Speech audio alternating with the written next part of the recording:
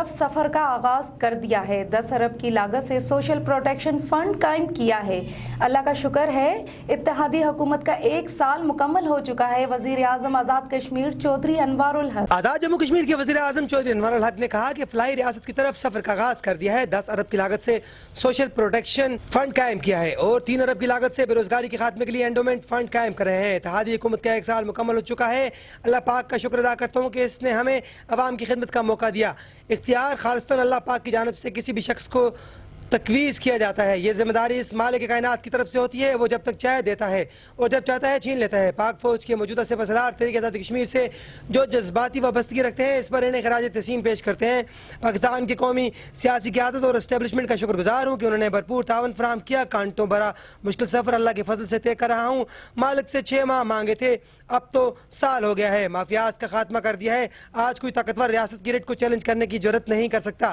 مخلوق کی خدا کی خدمت کی نیت ہونی چاہیے۔ اللہ پاک راستے کھول دیتا ہے۔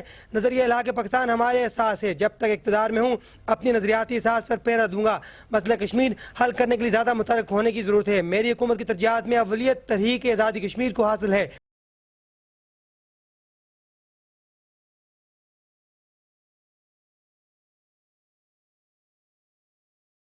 سابق وزیر اعلیٰ گلگت بلتستان کا وادی نیلم کا دورہ۔ پٹیکا کے مقام پر شاندار استقبال، پھولوں کی پتیاں نچھاور کی گئی، بڑی تعداد میں شہریوں کی شرکت۔ سابق وزیر اعلیٰ گلگت بلتستان بیرسٹر خالد خورشید کا دورہ نیلم۔ پٹیکا کے مقام پر سابق امیدوار اسمبلی و مرکزی جنرل سیکرٹری پاکستان تحریک انصاف آزاد کشمیر میر عتیق احمد کی جانب سے استقبالیہ دیا گیا۔ پٹیکا پہنچنے پر سابق وزیر اعلیٰ گلگت بلتستان کا ڈھول کی تھاپ پر شاندار استقبال، پھولوں کی پتیاں نچھاور کی گئی۔ اس موقع پر پی ٹی آئی کارکنان کی بڑی تعداد موجود تھی۔ سابق وزیر اعلیٰ گلگت بلتستان کے دورہ وادی نیلم کے موقع پر ان کے ہمراہ مرکزی جنرل سیکرٹری پاکستان تحریک انصاف میر عتیق اور دیگر بھی موجود تھے۔ خالد خورشید قافلے کے ہمراہ وادی نیلم کے لیے روانہ ہو چکے ہیں۔ کارکنان کی بڑی تعداد نے سابق وزیر اعلیٰ کا استقبال کیا۔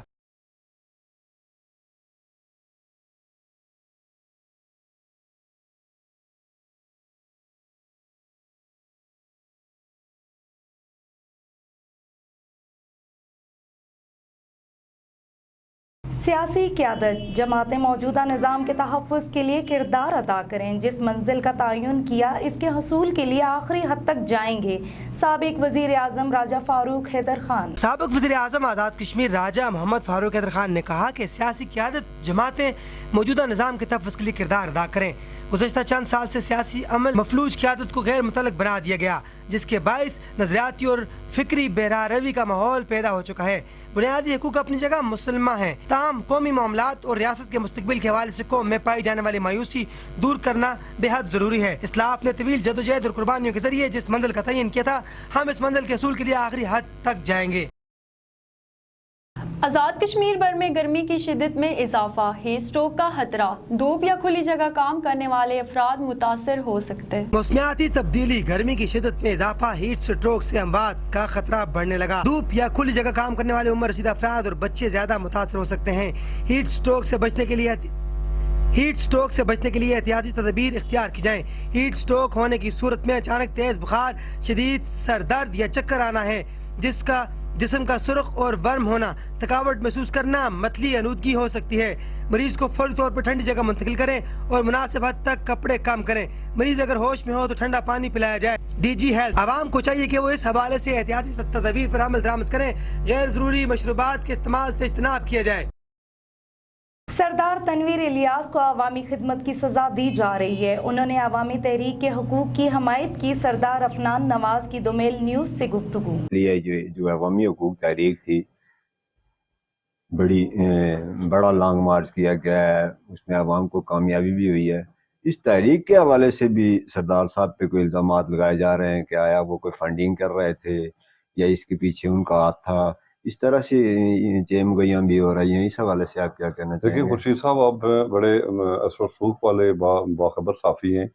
آپ کو معلوم ہوگا کہ جب دھرنے کو 60 سے 70 دن ہوئے تھے یہاں پہ سپلائی بازار میں، تو سردار صاحب نے اس دھرنے میں نہ صرف شرکت کی بلکہ ان کی جو مطالبات تھے ان کی حمایت بھی کی، کیونکہ ان کے مطالبات جائز تھے، ان کی حمایت کی۔ اور انہوں نے ساتھ وہاں پہ اپنی سپیچ میں یہ بھی کہا تھا کہ میں اگر وزیر اعظم ہوتا تو میری ورکنگ تھی کہ میں تقریباً 100 سے 150 یونٹ تک آزاد کشمیر کے عوام کو میں فری دیتا اور اس کے بعد پھر آگے ان کے چارجز ہوتے.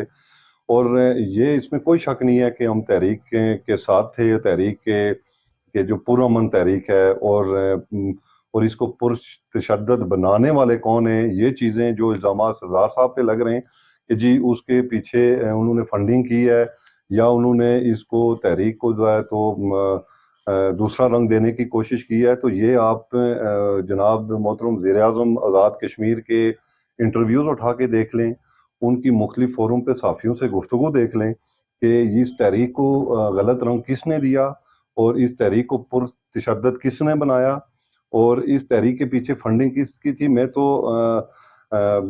Chief justice supreme court Azad Kashmir سے میں یہ درخواست کروں گا کہ اس تحریک کے معاملے پہ یہ جو ان کی جو ڈیتھس ہوئی ہیں ہمارے لوگوں کی اور ایک ASI کی ڈیتھ ہوئی ہے, اس پہ جوڈیشل کمیشن بننا چاہیے اور جوڈیشل کمیشن ساتھ ان ذمہ دار کا بھی تعین کرے کہ یہ کس کی وجہ سے یہ ڈیتھس ہوئی ہیں اور اس چیز کا بھی تعین کرے کہ یہ کس کی وجہ سے پرتشدد بنی ہے اور اس کو فنڈنگ کون کر رہا تھا. سب چیزیں دودھ کا دودھ اور پانی کا پانی ہو جائے گا. انضراف پر عمل درآمد کے لیے سینٹرل بار نے ہائی کورٹ میں ریٹ دائر کر دی. 2 رکنی بینچ تشکیل سماعت کے لیے 27 مئی کی تاریخ مقرر. انراق پر عمل درآمد کے لیے سینٹرل بار نے ہائی کورٹ میں ریٹ دائر کر دی. ایاز فرید زیارف راجہ ایڈوکیٹ کی جانب سے موقف اختیار کیا گیا کہ سستے آٹے اور سستی بجلی کی قیمتوں میں نوٹیفکیشن جاری ہونے کے بعد ان پر عمل درآمد نہیں ہو رہا.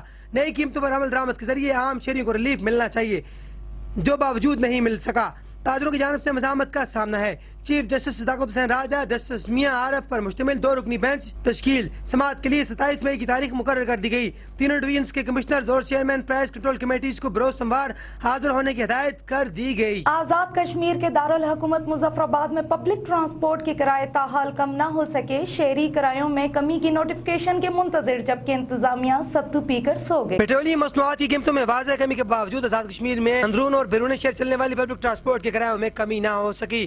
گیلانی چوک سے امبور تک چلنے والی سوزوکی کا کرایہ 30 سے 40 روپے اب بھی وصول کیا جانے لگا. ڈرائیورز نے انت مچا دی. شہری حلقوں کا کہنا ہے کہ انتظامیہ ان کے کرایہ مختص کرے اور اس پر سختی سے عمل درآمد کروائے. پیٹرول سستا ہونے کے باوجود اب تک کرایوں میں کمی نہیں ہو سکی. ابھی تک ہم کرایہ نامے کا انتظار کر رہے ہیں. انتظامیہ کو چاہیے کہ وہ بائکیا رائڈرز اور پبلک ٹرانسپورٹ کے کرایہ نامے کم کروائے تاکہ عوام کو پیٹرول کی کمی کا ریلیف براہ راست مل سکے.